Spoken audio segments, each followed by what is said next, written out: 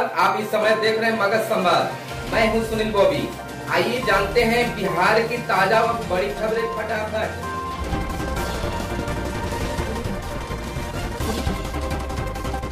आज 3 जून 2020 है। आइए जानते हैं बिहार की प्रमुख खबरें।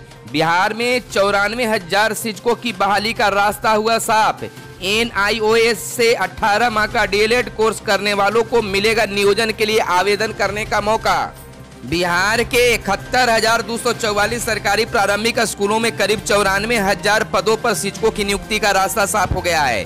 शिक्षा विभाग का प्रारंभिक शिक्षा निदेशालय शीघ्र ही 42,606 प्राथमिक, 28,638 मध्य विद्यालय और 391 बुनियादी विद्यालयों में शिक्षकों के नियोजन का कार्यक्रम जारी कर सकता है। इस नियोजन में राष्ट्रीय मुक्त विद्यालय शिक्षा संसाधन NIOS से 18 माह का सेवाकालीन diploma in elementary education course करने वाले अभ्यर्थियों को नियोजन में शामिल होने का मौका मिलेगा। नियोजन की पूरी प्रक्रिया 3 माह में पूरी कर ली जाएगी। बताते चले कि NCTE से 18 माह का DLED प्रशिक्षण की मान्यता को लेकर सभी नियोजन इकाइयों को 11 सितंबर 2019 को निर्देश दिया गया था कि इस प्रशिक्षण प्रमाण पत्र की मान्यता प्रारंभिक शिक्षकों के नियोजन के लिए नहीं है। प्राथमिक शिक्षा निदेशालय के इस निर्देश को पटना हाई कोर्ट में चुनौती दी गई। हाई कोर्ट ने 22 जनवरी 2020 को निदेशालय के आदेश को रद्द करते हुए वादीगण को नियोजन हेतु आवेदन देने के लिए 1 माह की अवधि निर्धारित कर दी है। देश में संक्रमितों के स्वस्थ होने की दर 48% हुई। देश में कोरोना वायरस के मामले लगातार बढ़ रहे हैं, लेकिन राहत की बात यह है कि मरीजों के ठीक होने की संख्या भी बढ़ रही है। स्वास्थ्य मंत्रालय ने मंगलवार को बताया कि देश में कोरोना से स्वस्थ होने की दर बढ़कर 48.07% हो गई है। स्वास्थ्य मंत्रालय के संयुक्त सचिव लव अग्रवाल ने प्रेस कॉन्फ्रेंस में बताया कि देश में टेस्टिंग की सुविधा बढ़ाई गई है। अब हर दिन 1,20,000 से ज्यादा लोगों की जांच हो रही है।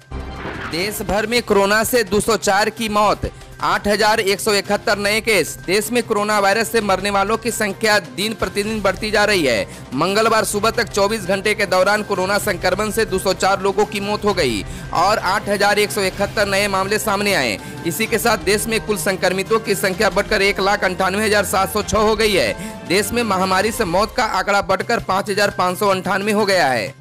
बिहार में संक्रमित 4,000 के पार, एक और की हुई मौत। बिहार में कोरोना संक्रमितों की संख्या 4,000 के पार हो गई है। मंगलवार को राज्य के 29 जिलों में 151 नए संक्रमितों की पहचान की गई। इसके साथ ही राज्य में कोरोना संक्रमितों की संख्या बढ़कर 4,096 हो गई है। वहीं सीतामढ़ी में एक कोरोना संक्रमित की मौत हो गई। इसके साथ ही राज्य में मरने वाले कोरोना संक्रमितों की संख्या बढ़कर 24 हो गई है। स्वास्थ्य विभाग के पहले अपडेट के अनुसार भागलपुर में 7, खगड़िया में 3, पूर्णिया में 19, गया में 3, सुपौल में 2, सारण में 2, बेगूसराय में 2, गोपालगंज में 2, पटना में 4, अररिया में 12, किशनगंज में 4, मधेपुरा में 8, शेखपुरा में 4, लखीसराय में 18, समस्तीपुर में 6 और मुंगेर, जमुई, बक्सर, शिवहर में 1-1 संक्रमितों की पहचान हुई है। दूसरे अपडेट में बेगूसराय में 2, मधुबनी में 6, कैमूर में 5, जहानाबाद, गया में 2-2, वैशाली में 3, पूर्वी चंपारण में 5, बांका में 5, सिवान में 11 और लखीसराय, पटना, मुजफ्फरपुर, सीतामढ़ी, भागलपुर, नालंदा में 1-1 नए मरीज की जानकारी दी है। बिहार में अब तक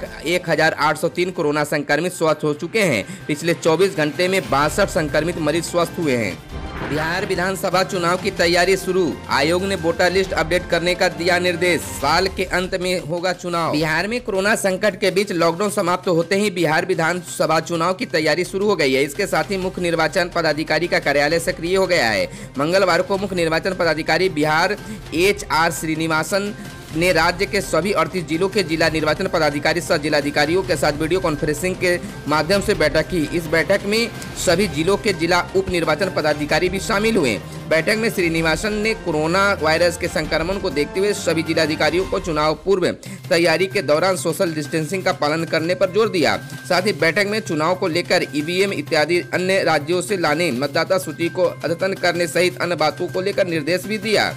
बता दें कि बिहार में इस साल के अंत में चुनाव होने हैं, लेकिन कोरोना वायरस के कारण चुनाव को लेकर संशय की स्थिति बनी हुई थी। देश में अनलॉक की शुरुआत के साथ अब चुनाव आयोग भी चुनाव को लेकर सक्रिय हो गया है। सीएम का निर्देश, शहरों में भी गरीबों को मिलेगा मास्क। शहरी क्षेत्रों में भी गरीब परिवारों को राज्य सरकार की ओर से मुफ्त में मास्क दिया जाएगा। मुख्यमंत्री नीतीश कुमार ने मुख्य सचिव को निर्देश दिया है कि शहरी क्षेत्रों में गरीब परिवारों, रिक्शा चालकों, दिहाड़ी मजदूरों, ठेला वेंडरों आदि जरूरतमंद के बीच मास्क का वितरण करें। कहा है कि कि सरकार द्वारा ग्रामीण क्षेत्रों में मास्क और साबुन का निःशुल्क वितरण पहले से किया जा रहा है।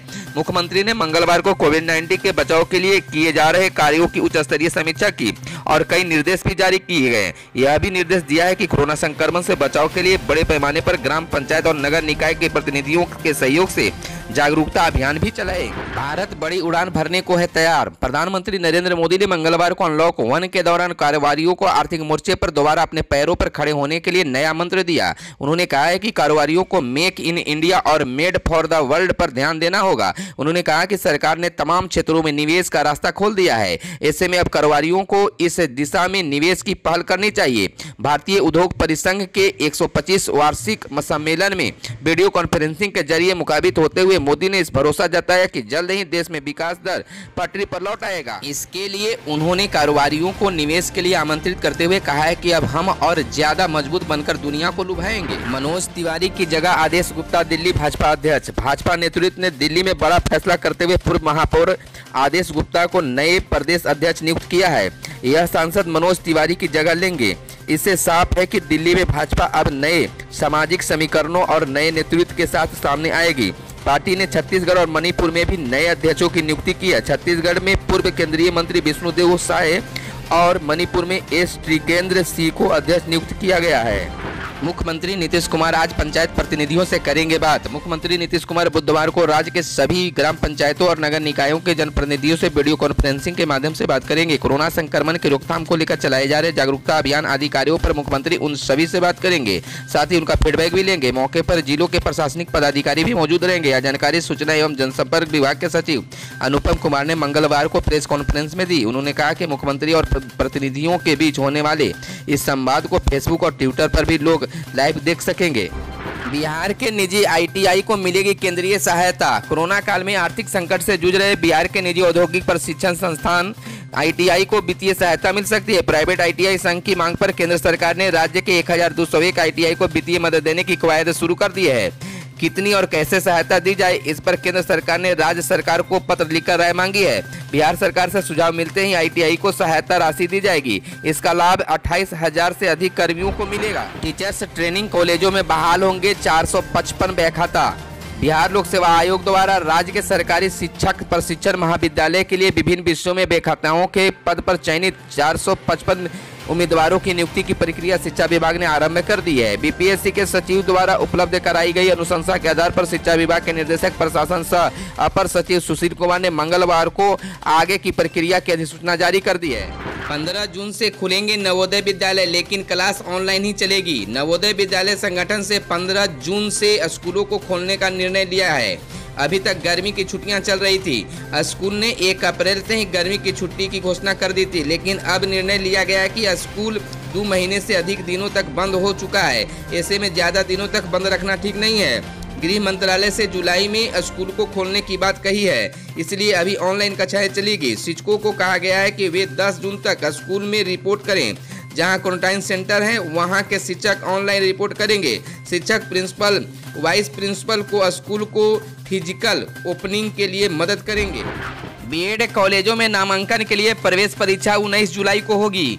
बीएड कॉलेजों में नामांकन के लिए प्रवेश परीक्षा अब 19 जुलाई को होगी। इससे पहले 14 जून को यह परीक्षा होने की संभावना थी, लेकिन अब इसे आगे बढ़ा दिया गया है। बीएड की संयुक्त प्रवेश परीक्षा में भाग लेने के लिए आवेदन प्रक्रिया 5 मार्च को ही पूरी कर ली गई है, लेकिन इसके बाद लॉकडाउन में यह परीक्षा स्थगित हो गई। इस बार राजभवन की ओर से संयुक्त प्रवेश परीक्षा के आयोजन का जिम्मा ललित नारायण मिथिला विश्वविद्यालय को दिया गया है। बता दें कि बीएड संयुक्त प्रवेश परीक्षा कुल 10 शहरों में होगी। इसमें राजधानी पटना के साथ मधेपुरा, मुजफ्फरपुर, छपरा, दरभंगा, गया, मुंगेर, पूर्णिया, भागलपुर और आरा शामिल है। सोशल डिस्टेंसिंग का पालन करने के लिए 2 पालियों में परीक्षा के आयोजन का निर्णय लिया गया है। उत्तर बिहार के कई जिलों में 6 तक रुक रुक कर होती रहेगी बारिश। उत्तर बिहार के कई जिलों में 6 जून तक रुक रुक कर बारिश होती रहेगी। मौसम विभाग विज्ञान केंद्र की ओर से मंगलवार को जारी पूर्वानुमान में कई जिलों में हल्की बारिश की बात कही गई है। वैज्ञानिकों का कहना है कि बिहार में 15 जून के बाद मानसून के प्रवेश करने की संभावना है। इससे पहले प्री मानसून की बौछार जारी रहेगी। इससे लोगों को गर्मी से राहत मिलेगी। मंगलवार को भी राज्य में पटना सहित प्रमुख शहरों का दिन का तापमान सामान्य से कम दर्ज किया गया। जिससे लोगों ने राहत की सांस ली। बुधवार को भी पटना, गया, भागलपुर और पूर्णिया का तापमान 40 डिग्री सेल्सियस से कम रहने की संभावना जताई गई है। औरंगाबाद में 19 मरीजों ने कोरोना को हराया, गए घर। 74 में 46 स्वस्थ, अब 28 हैं इलाजरत। मंगलवार को मंगल खबर आई, 19 मरीज कोरोना से जंग जीतकर ठीक हो गए, जिन्हें घर के लिए रवाना किया गया। बता दें कि औरंगाबाद में कोरोना से लड़ रहे 46 लोग जीत चुके हैं। उन्हें क्वारंटाइन सेंटर से डिस्चार्ज कर दिया गया है, जिसमें उनके घरों को दुख की बजाय खुशियां लौट आई है। डर, भय, दहशत के बजाय साहस और मुकाबला करने की क्षमता और दूसरों को भी उत्साह बढ़ाने का माहौल कायम है। जिले में 74 मरीज अब तक कोरोना के सामने आ चुके हैं, जिसमें 46 मरीज ठीक हो चुके हैं। अभी भी 28 मरीज इलाजरत हैं। खबरों में आज बस इतना ही। अगर यह वीडियो पसंद आए तो लाइक, शेयर, कमेंट जरूर करेंगे। अगर अब तक हमारे चैनल को आपने सब्सक्राइब नहीं किया तो चैनल को कर ले सब्सक्राइब, ताकि बिहार के साथ देश दुनिया की खबरों से आप रहे अपडेट। धन्यवाद। जय हिंद, जय भारत, वंदे मातरम।